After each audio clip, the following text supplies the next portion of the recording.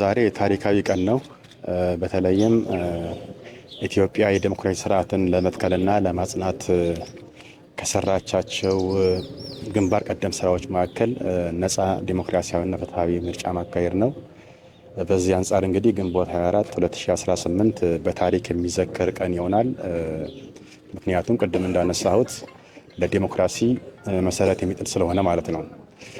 እንደ ማንኛውም ግለሰብ እንግዲህ እኔም በዛሬው ዕለት በጀጎል ልዩ ምርጫ ጣቢያ ተገኝቼ አጠቃላይ ለክልሉ ሰላም፣ ለክልሉ ልማትና ለመልካም አስተዳደር ግንባታ ይጠቅማል የሚለውን መርጫለሁኝ።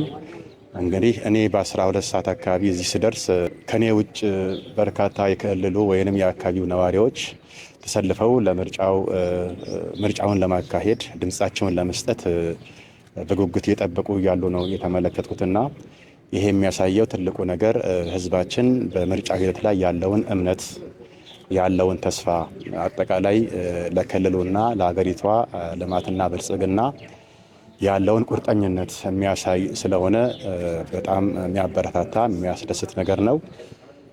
ይሄ ምርጫ እንግዲህ በክልሉም በሀገር አቀፍ ደረጃ የጀመርናቸውን ስራዎች በተሻለ ደረጃ ሊያስቀጥል የሚችል የተጀመረውን የብልጽግና ጉዞ በቀጣይ 5 ዓመታት በተሻለ ፍጥነትና በተሻለ ጥራት ሊያስቀጥል የሚችል ስለሆነ እንግዲህ ህዝባችን በአሁኑ ጊዜ ሰላማዊ በሆነ መልኩ በተረጋጋ መንፈስ በሁሉም አካባቢዎች ድምፅ የመስጠት ሂደቶች ተጀምረው ይገኛሉ። በቀጣይም እንግዲህ በዚህ ዕለት እስከ 12 ሰዓት የድምፅ መስጫ ጊዜው የሚጠናቀቅ ስለሆነ ማህበረሰቡ አሁን ካለበት ሁኔታም በተሻለ ሁኔታ ተሳትፎው ታይቶ በተቀመጠ የጊዜ ገደብ መሰረት የድምፅ መስጫው ዕለት በተሳካ ሁኔታ እንደሚጠናቀቅ ምን እምነት አለኝ።